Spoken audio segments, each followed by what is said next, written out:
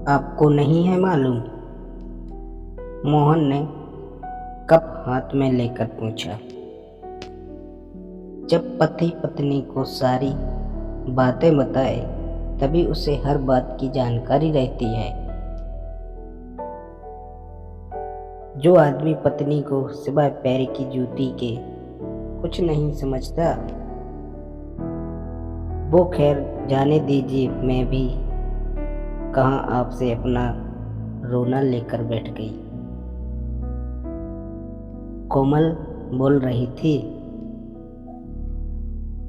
मोहन खामोशी से उसकी बातें सुन रहा था। काफी देर तक इंतजार के बाद भी सोहन घर नहीं आया तो मोहन जाने लगा। कोमल ने उसे थोड़ी देर और रुकने के लिए कहा, लेकिन वह नहीं रुका। कोमल ने उसका मोबाइल नंबर ले लिया और बोली, वो आएंगे तो मैं आपको फोन करके बता दूंगी। मोहन वहां से चला गया। उसकी समझ में नहीं आ रहा था कि सोहन की पत्नी कोमल उस पर इतनी मेहरबान क्यों हो गई। फिर उसने सिर को झटका और सोचने लगा कि उसे तो अपने पैसे चाहिए, चाहे पत्नी दे या पति। सोचता हुआ वह अपने घर पहुंच गया। मोहन संपन्न किसान था। करीब 18 साल पहले उसका विवाह सिया से हुआ था। सिया से उसे 2 बेटे और 1 बेटी हुई। करीब 1.5 साल पहले आपसी विवाद के कारण सिया हमेशा के लिए घर छोड़कर चली गई। मोहन अकेला पड़ गया। गांव के लोगों को वह ब्याज पर पैसा देता था। एक दिन सोहन ने उससे किसी जरूरी काम के लिए पैसे उधार मांगे तो मोहन ने दे दिए। पैसे उधार मिलने के बाद सोहन ने मोहन की तरफ जाना ही छोड़ दिया। काफी समय बीतने के बाद सोहन मोहन से नहीं मिला तो मोहन सोहन के घर तक पहुंच गया। सोहन घर पर नहीं मिला तो कोमल ने मोहन की भगत की। मोहन उस दिन ये कहकर चला गया कि 4 दिन बाद फिर आएगा। 4 दिन गुजर गए। कोमल को आज मोहन का इंतजार था। पति और बच्चे तो सुबह ही चले गए थे। उनके जाने के बाद कोमल ने घर का सारा काम खत्म किया और खुद सज सवार कर बैठ गई। अपने बताए समय पर मोहन सोहन के घर पहुंच गया। दरवाजे की कुंडी खड़की तो कोमल ने घड़ी की ओर देखा। ठीक 11 बज रहे थे। चेहरे पर मुस्कान बिखेर कर एक बार वह आईने के सामने आकर मुस्कुराई। फिर मन ही मन लजाई। उसने साड़ी के पल्लू से खुद को लपेटा। अब सामने के बालों को गोल कर गालों पर गिरा लिए।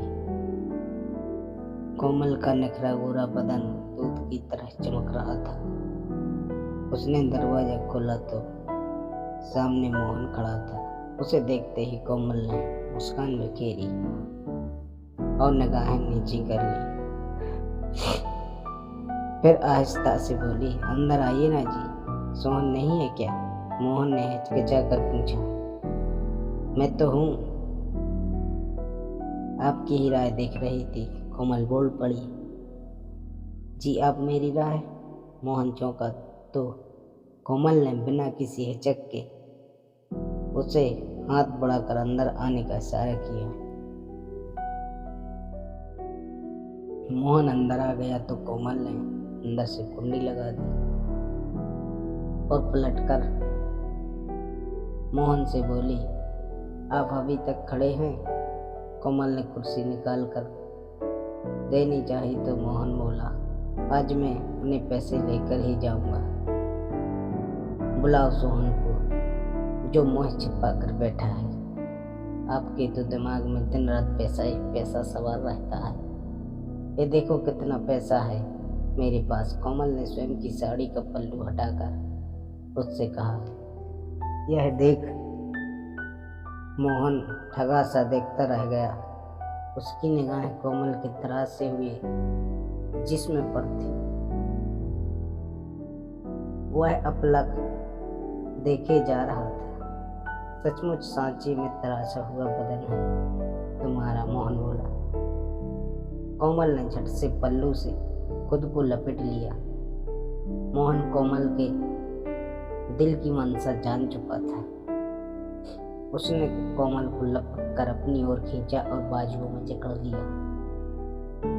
कोमल के सारे बदन में एक अजीब सा रोमांच उठने लगा। उसने दोनों बाहें मोहन के कंधों पर जमा ली। मोहन ने कोमल को बाहों में उठाकर पलंग पर लेटा दिया। वह सुहागन होकर भी शादीशुदा औरत की सारी मर्यादाएं भूलकर वासना के अंधे कुएं में कूद पड़ी थी, जिसमें कूदने के बाद कोमल ने असीम आनंद का अनुभव किया। वह मोहन की दीवानी हो गई।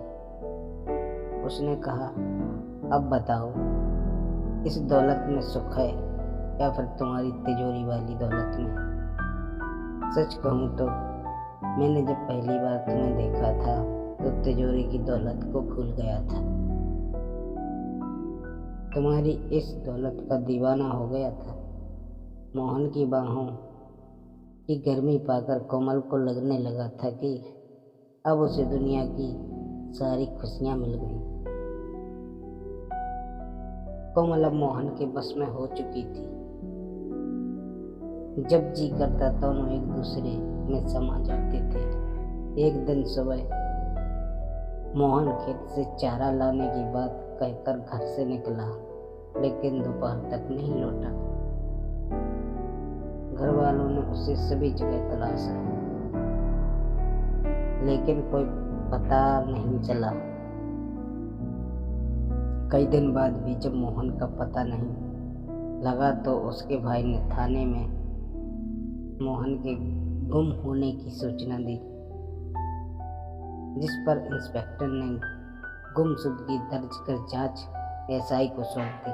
पुलिस ने हर जगह मोहन का पता किया, लेकिन कुछ पता नहीं लगा।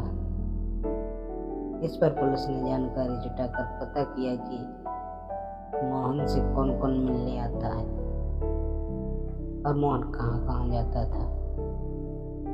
इसी जांच में सोहन पुलिस के शक के दायरे में आ गया। पता चला कि मोहन हर रोज सबसे ज्यादा समय मोहन के घर बिताता था और सोहन के मोबाइल नंबर की कॉल डिटेल्स की जांच की गई तो जानकारी मिली कि घटना वाले दिन सुबह 10:30 बजे दोनों के बीच बात हुई थी। फोन सोहन ने किया था।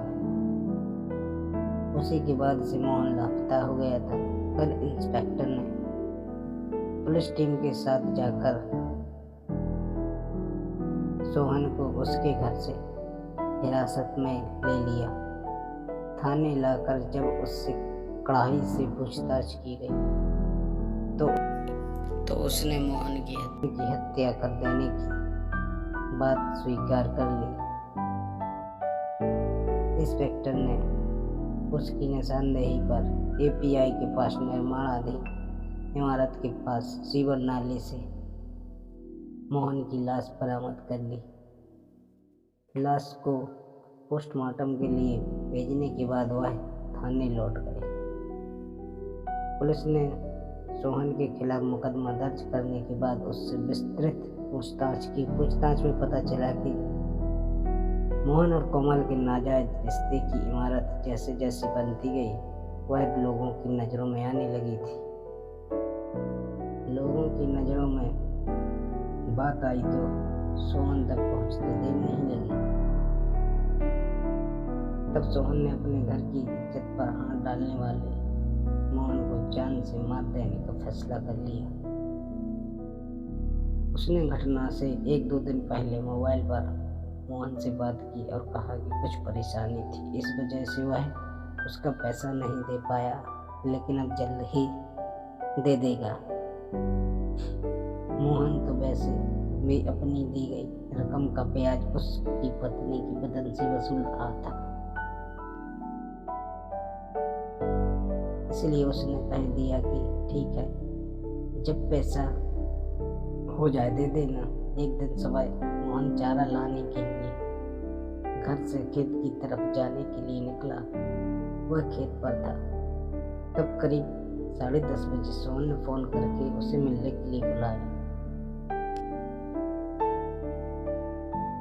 मोहन उसके पास पहुंचा तो सोहन उसे एपीआई के पास निर्माणाधीन इमारत में ले गया। वहीं पर उसने कोल्ड ड्रिंक में कीटनाशक मिलाकर मोहन को पिला दी, जिसे पीने के कुछ ही देर में मोहन की मौत हो गई। सोहन ने मोहन की लाश इमारत के पास वाले नाले में डाल दी और घर चला गया।